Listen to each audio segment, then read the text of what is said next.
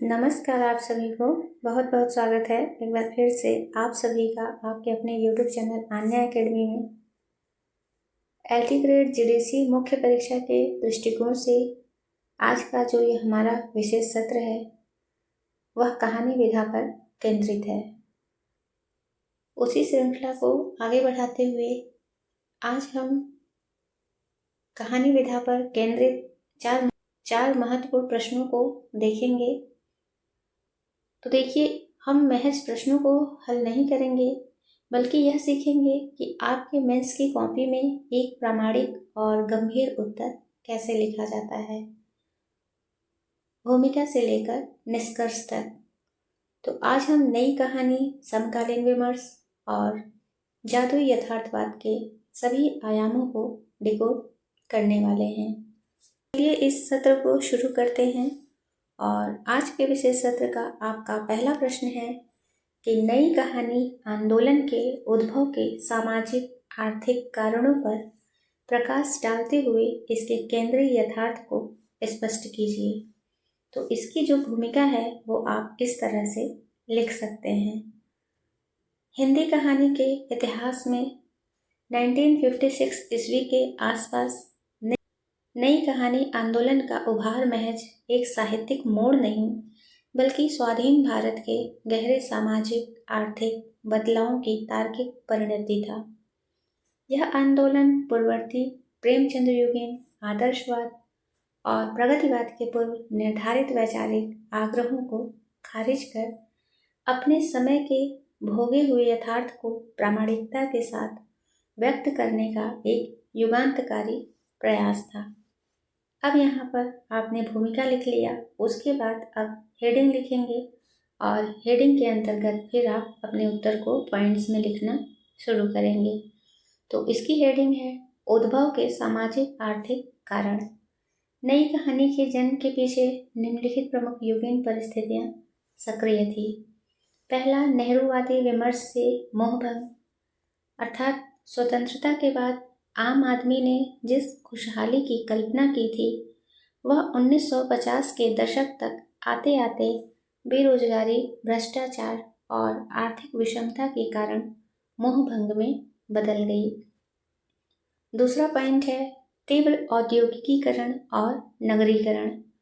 विकास के इस नए मॉडल ने ग्रामीण आबादी को बड़े शहरों की ओर पलायन के लिए विवश किया। महानगरों की इस अंधी दौड़ ने मनुष्य को अपनी जड़ों से काट दिया। और तीसरा महत्वपूर्ण पॉइंट आपका ये है कि संयुक्त परिवारों का विघटन। महानगरीय संस्कृति और आर्थिक दबावों के कारण पारंपरिक संयुक्त परिवार बिखर गए, जिसने व्यक्ति को सामाजिक सुरक्षा से वंचित कर अकेलेपन की खाई में धकेल दिया। और आपका चौथा महत्वपूर्ण पॉइंट है कि स्त्री पुरुष संबंधों में बदलाव। शिक्षा और आर्थिक आत्मनिर्भरता के कारण पारंपरिक पारिवारिक मूल्य टूटने लगे, जिससे स्त्री पुरुष संबंधों में एक नया तनाव और द्वंद्व पैदा हुआ। नई कहानी का केंद्रीय यथार्थ। इस आंदोलन ने कहानी के कथ्य और शिल्प दोनों स्तरों पर नए बोध की प्रतिष्ठा की है। पहला पॉइंट आपका इसके अंतर्गत होगा कि अस्तित्वगत संत्रास और अजनबीपन। मोहन राकेश की मलबे का मालिक या आद्रा जैसी कहानियों में आधुनिक मनुष्य का अकेलापन, अजनबीपन और महानगरीय संत्रास उभर कर सामने आया है। दूसरा पॉइंट है इसके अंतर्गत अनुभूति की प्रामाणिकता। नई कहानीकारों का मानना था कि जीवन को जिस रूप में जिया गया है उसे उसी रूप में बिना किसी रोमानी मुलम्मे के प्रस्तुत किया जाए। और तीसरा पॉइंट है शिल्पगत नवीनता। इसमें घटना प्रधानता के स्थान पर चरित्रों की आंतरिक मनः स्थिति और अंतर्द्वंद को सूक्ष्मता से उकेरा गया। डॉक्टर नामवर सिंह के अनुसार नई कहानी परिस्थितियों के दबाव से पैदा हुई चेतना की उपज है, जिसने जीवन के प्रति एक नया दृष्टिकोण अपनाया।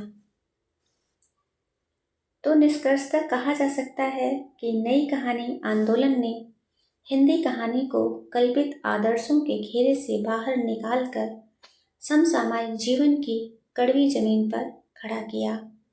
सामाजिक आर्थिक विसंगतियों से उपजे जिस आंतरिक अंतर्विरोध और अस्तित्व के संकट को इस आंदोलन ने अभिव्यक्ति दी, उसी ने इसे आधुनिक हिंदी साहित्य की सबसे जीवंत और प्रासंगिक विधा के रूप में स्थापित किया। दूसरा प्रश्न है, समकालीन हिंदी कहानी में विमर्शों के हस्तक्षेप ने किस प्रकार नए क्षितिज खोले हैं? सोदाहरण समीक्षा कीजिए।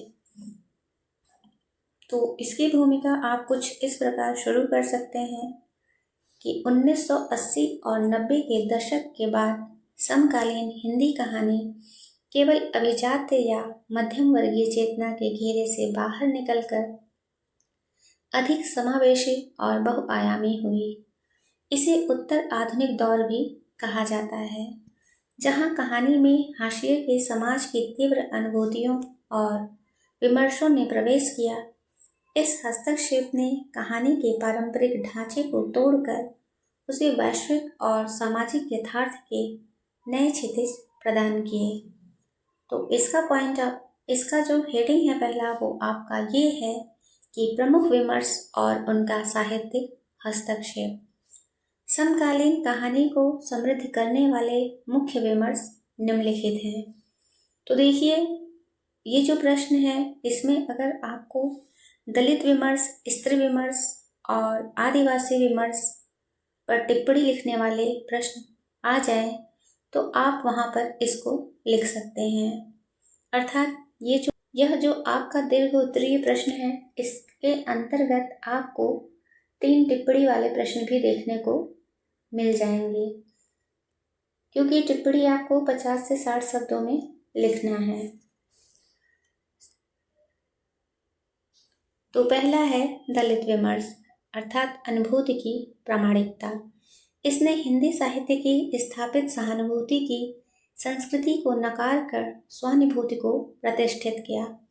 ओम प्रकाश वाल्मीकि की सलाम जैसी कहानियों ने सदियों से शोषित समाज के आत्मसम्मान, दर्द और उनके भीतर पनप रहे आक्रोश को बिना किसी बनावट के प्रस्तुत किया। दूसरा है आपका स्त्री विमर्श, अर्थात अस्मिता की खोज। यह विमर्श स्त्री को केवल भोग्या या त्याग की प्रतिमूर्ति के रूप में नहीं, बल्कि एक स्वतंत्र निर्णयकर्ता के रूप में देखता है। मैत्रेयी पुष्पा की गोमा हस्ती है या अलका सरावगी की रचनाएं पुरुष सत्तात्मक ढांचे के भीतर स्त्री के अस्तित्व, स्वाभिमान और उसके नए सामाजिक आर्थिक संघर्षों को प्रखरता से रेखांकित करती है। चौथा है आपका आदिवासी विमर्श, अर्थात जल, जंगल, जमीन का संकट। यह विमर्श कॉरपोरेट संस्कृति, विस्थापन और आधुनिक विकास के नाम पर आदिवासियों की मूल संस्कृति और अस्मिता के विनाश को गद्य में प्रमुखता से उठाता है। अब इसके बाद आपकी जो हेडिंग बनेगी वो है विमर्शों का आलोचनात्मक प्रभाव। तो इसमें आप 2 पॉइंट लिखेंगे और उसके बाद एक यहाँ पर कथन देंगे। भाषाई और शिल्पगत बदलाव, अर्थात विमर्शों के आने से कहानी की भाषा अधिक आक्रामक, यथार्थवादी और जमीनी हुई। दूसरा पॉइंट है आपका विषय वस्तु का विस्तार, अर्थात लिव इन रिलेशनशिप, कॉरपोरेट शोषण और सामाजिक अंतर्विरोध जैसी समकालीन कड़वी सच्चाइयाँ कहानी के केंद्र में आई। तो आलोचकों के अनुसार समकालीन विमर्शों ने हिंदी कहानी का लोकतंत्रीकरण किया है, जिससे वह समाज के अंतिम व्यक्ति की आवाज़ बन सकी। तो निष्कर्षतः कहा जा सकता है कि विमर्शों के हस्तक्षेप ने हिंदी कहानी को कल्पित और संकुचित दायरों से मुक्त किया है। आज की समकालीन कहानी इन विमर्शों के माध्यम से वैश्विक चेतना से जुड़कर आधुनिक मानव की आकांक्षाओं और संघर्षों का सबसे प्रामाणिक दस्तावेज बन चुकी है। तीसरा प्रश्न है आपका, समकालीन कहानी के संदर्भ में उदय प्रकाश की शिल्पगत नवीनता और जादुई यथार्थवाद का आलोचनात्मक मूल्यांकन कीजिए।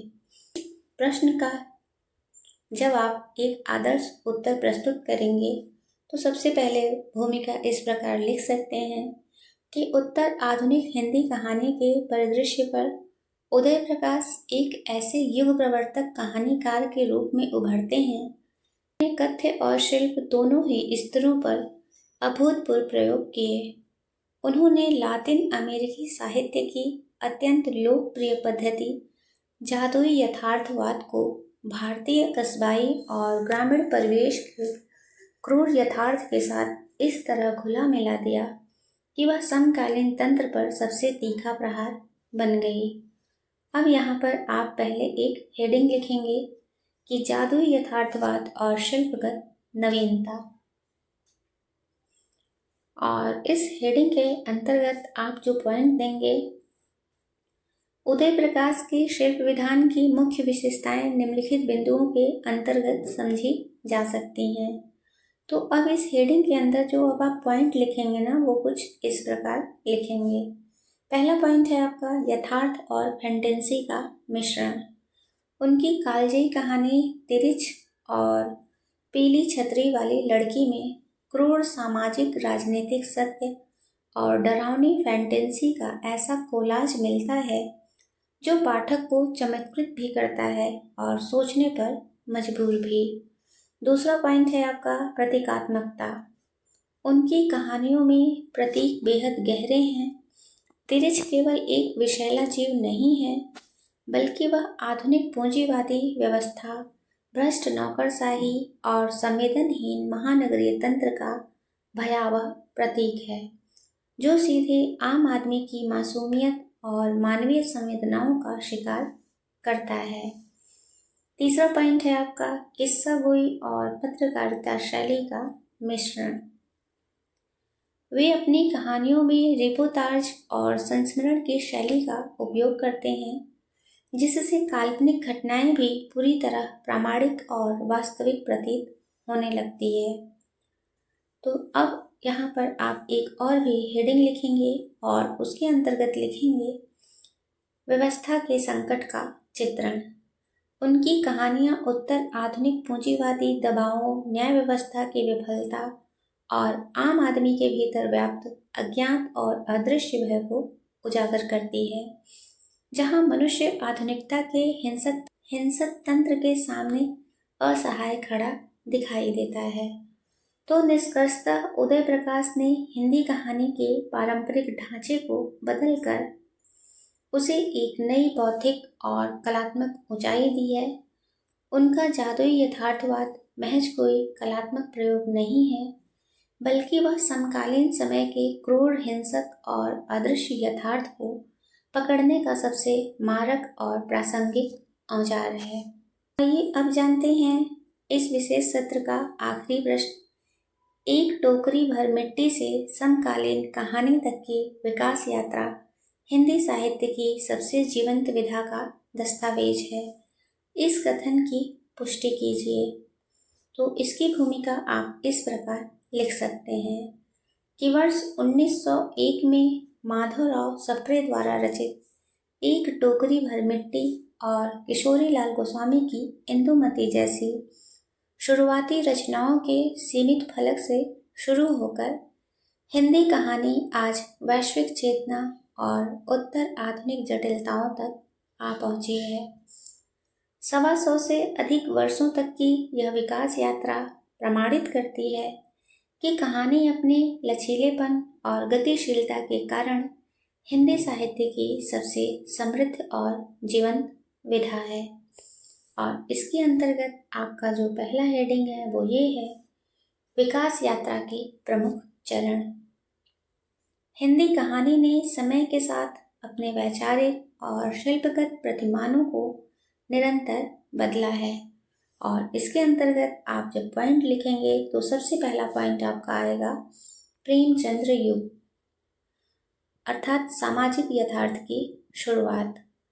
मुंशी प्रेमचंद ने कहानी को तिलिस्मी और अय्यारी के काल्पनिक संसार से निकालकर आम आदमी और किसानों के सुख दुख से जोड़ा। उन्होंने ही कहानी को जीवन की आलोचना के रूप में स्थापित किया।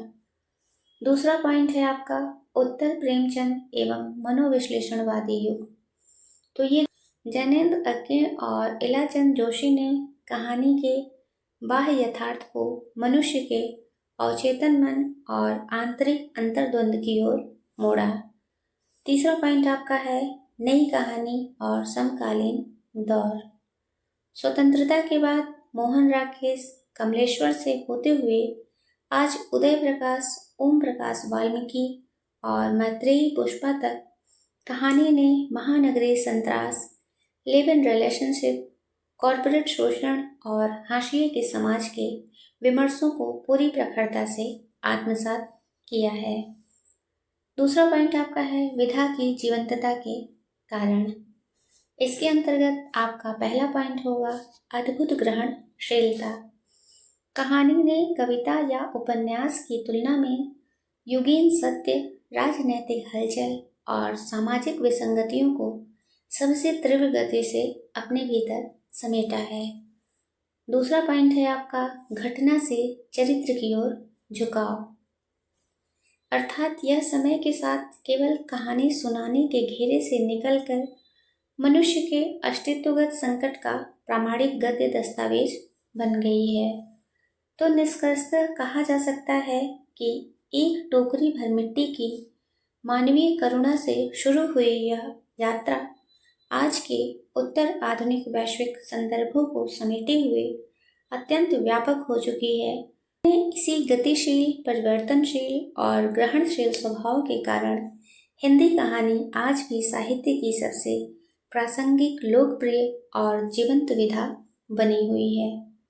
तो उम्मीद है आज का जो यह कहानी विधा पर आधारित विशेष सत्र था, जिसमें आप सभी ने 4 महत्वपूर्ण प्रश्नों को देखा, समझा और जाना, यह आप सभी के लिए परीक्षा की दृष्टि से सहायक सिद्ध होगी।